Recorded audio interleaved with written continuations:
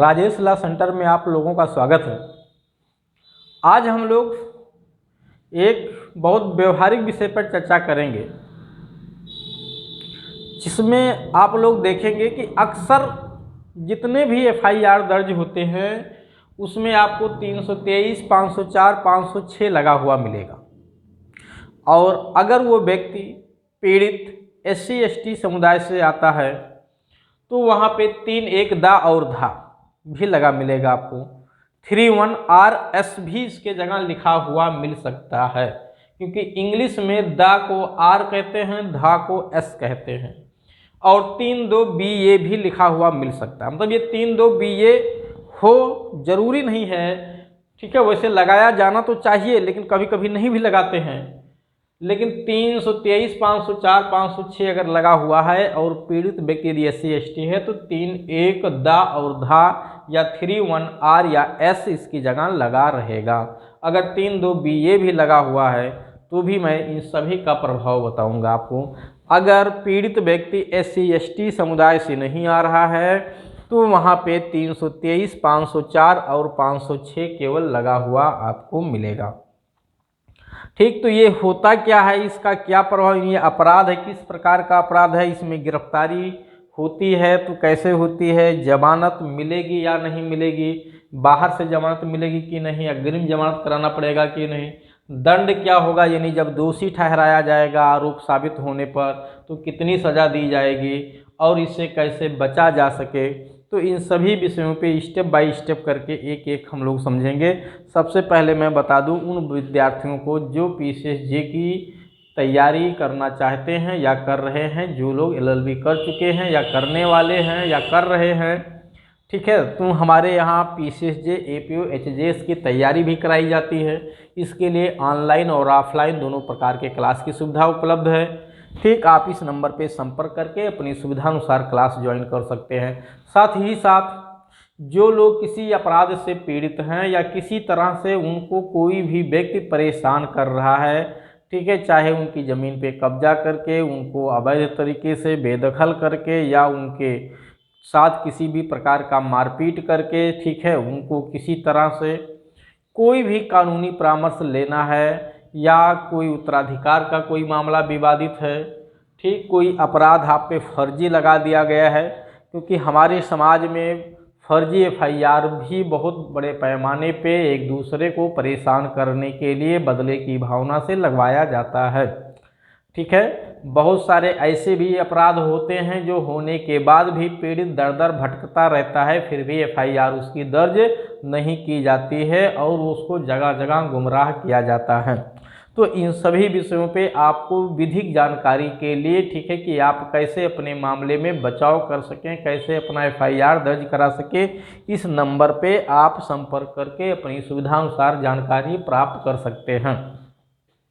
तो ये तो मैंने आपको इन्फॉर्मेशन दे दिया, ठीक है। अब चलते हम लोग इस अपराध के बारे में, आपको स्टेप बाय स्टेप एक एक करके मैं बताऊंगा, ठीक है। और चैनल पे आप देखेंगे तो बहुत सारे वीडियो ऑलरेडी अपलोड हैं, चाहे वो SC/ST से जुड़े हुए हों, अन्य विषय से जुड़े हुए हों या जो तैयारी करने वाले छात्र हैं उनके लिए भी, ठीक। आइए सबसे पहले देखिए, अक्सर क्या होता है, जितने भी समाज में जहाँ भी लोग रह रहे हैं वहाँ अक्सर किसी बात को लेकर के मारपीट हो जाता है, ठीक। तो मारपीट अगर हुआ है तो उसमें से सबसे पहली धारा 323 बनती है, मारपीट पे ये धारा तुरंत लगती है, ठीक है। और ये धारा अपने आप में सबसे कमज़ोर धारा भी मानी जाती है FIR की। केवल 323 में FIR दर्ज नहीं हो सकता है क्योंकि ये संज्ञेय अपराध नहीं है, लेकिन 324 अगर इसके साथ लग जाता है तो संज्ञेय अपराध हो जाता है, FIR दर्ज की जा सकती है। 323, 504, 506 तीनों धाराएं एक साथ अगर किसी पे लगाई जाती हैं तो ये संज्ञेय अपराध हो जाता है, इसमें FIR दर्ज की जा सकती है, क्योंकि धारा 506 को उत्तर प्रदेश में संज्ञेय अपराध माना भी गया है। बात रही अदर स्टेटों में, अगर इस धारा में SC/ST भी एक्ट लगवाया जाता है तब तो इसमें FIR दर्ज होना ही होना है, अगर SC/ST नहीं है तो अदर स्टेटों में इसमें FIR नहीं हो सकती जब तक उन राज्यों में उसे विशेष तौर से संज्ञेय अपराध ना बनाया गया हो। लेकिन हम कोर्ट के माध्यम से इसमें जो है कंप्लेंट दर्ज करवा सकते हैं, परिवाद जा करके कोर्ट में दर्ज करा सकते हैं, यानी कोर्ट में अपनी शिकायत दर्ज करा सकते हैं।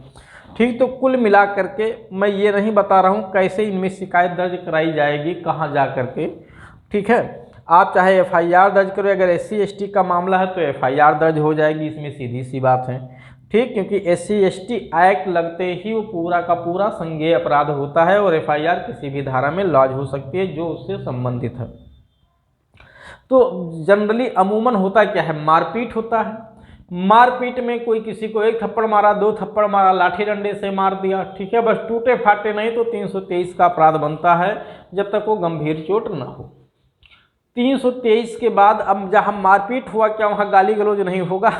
ये तो जाहिर सी बात है, जहाँ मारपीट होगा वहाँ गाली गलौज नेचुरल है। या तो मारपीट करने वाले व्यक्ति जो है गूंगे हों, मारपीट करने वाले दोनों ही पार्टियां या तो गूंगा हो तो गाली गलौज वहाँ नहीं होगा, लेकिन इशारे में वहाँ से भी गाली होती है। और गाली चाहे बोल करके दी जाए चाहे इशारों से दी जाए, गाली मानी जाती है। ठीक है, तो गाली दी जाएगी तो फिर एक दूसरा उसमें देख लेने की धमकी भी देता है। तो इसी तरह से जो है मारपीट होगा वहाँ गाली गलौज भी होगा, धमकियाँ भी होती हैं।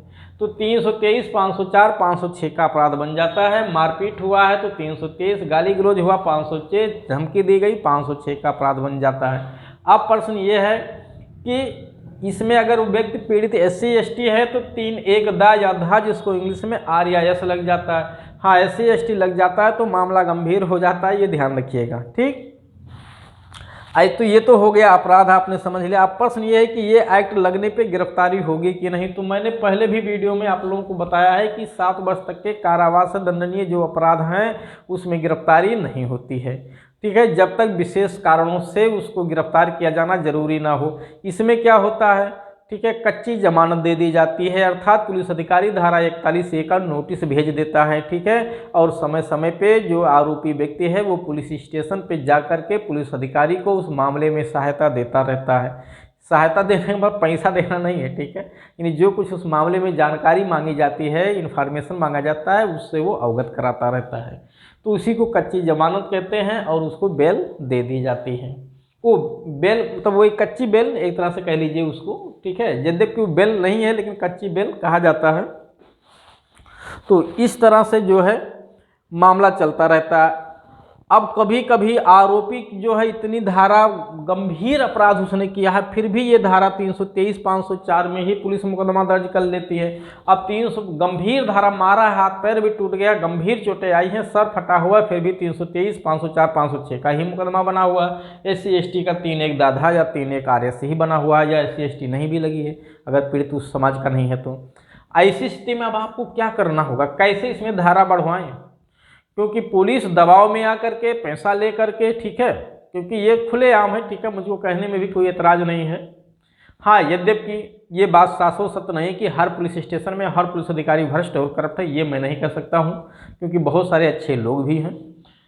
तो अगर जहाँ पुलिस पैसा ले करके या दबाव में आ करके, ठीक है, गंभीर धारा बन रही थी फिर भी हल्की धारा में FIR दर्ज कर दिया, या हल्की धारा बन रही थी वहाँ गंभीर धारा लगा दिया गया, या जहाँ पे मारपीट हुआ ही नहीं है फर्जी FIR दर्ज कर दिया, तो ऐसी स्थिति में पीड़ित व्यक्ति क्या करेगा, वो कैसे बचे? तो ये बचाव का भी प्रावधान मैंने बताया है। ठीक है, और सारी बात तो यहाँ पे बताया जाना संभव भी नहीं है क्योंकि वीडियो काफ़ी लंबा हो जाएगा, इसलिए मैंने ये नंबर दिया है, आप संपर्क करके, ठीक है, चीज़ों की जानकारी ले सकते हैं, कैसे बचना है। हल्की धारा लग गई है तो कैसे उसको गंभीर कराना है, गंभीर धारा में आरोप लग गया है तो कैसे उसको हम कमज़ोर कराएं, या FIR नहीं दर्ज हो रही तो कैसे दर्ज कराएं।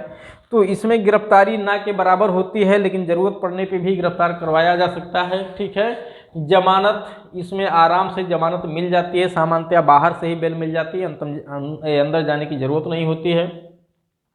सज़ा अगर SC/ST भी लग गया है तो भी सज़ा इसमें कम से कम 6 महीने की जेल उसको ज़रूर हो जाएगी।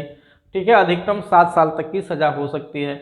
अगर SC/ST नहीं लगा हुआ है तो ऐसे व्यक्ति को जुर्माने पे भी छोड़ा जा सकता है, 1 महीना 2 महीने की सज़ा दे करके भी छोड़ा जा सकता है, डांट डपट के भी छोड़ा जा सकता है अगर SC/ST नहीं लगा हुआ है तो। ठीक। तो यानी SC ST ना लगने पे अगर कोई व्यक्ति कन्विक्ट हुआ है तो डांट डपट के भी छोड़ा जा सकता है, बिना जेल में रखे भी। अब ये कैसे छोड़ा जाएगा, ठीक है, इसीलिए मैंने पहले ही आपको ये नंबर दे रखा है, आप यहाँ संपर्क करके जानकारी ले सकते हैं। तो अपराध, गिरफ्तारी, जमानत, दंड, बचाव, मैंने लगभग तीनों चीज़ों को आपको बता दिया है। हाँ, ये धारा लगी हुई है तो सामान्यतः ये ध्यान रखिए कि आपको बहुत ज़्यादा परेशान होने की ज़रूरत नहीं है, ठीक है। आप स्टेप बाय स्टेप उसमें जो भी कानूनी प्रक्रिया है उसको करते रहिए, ठीक है। चलिए, उम्मीद है आप लोगों को समझ में आया होगा। अब हम लोग मिलेंगे नेक्स्ट वीडियो में।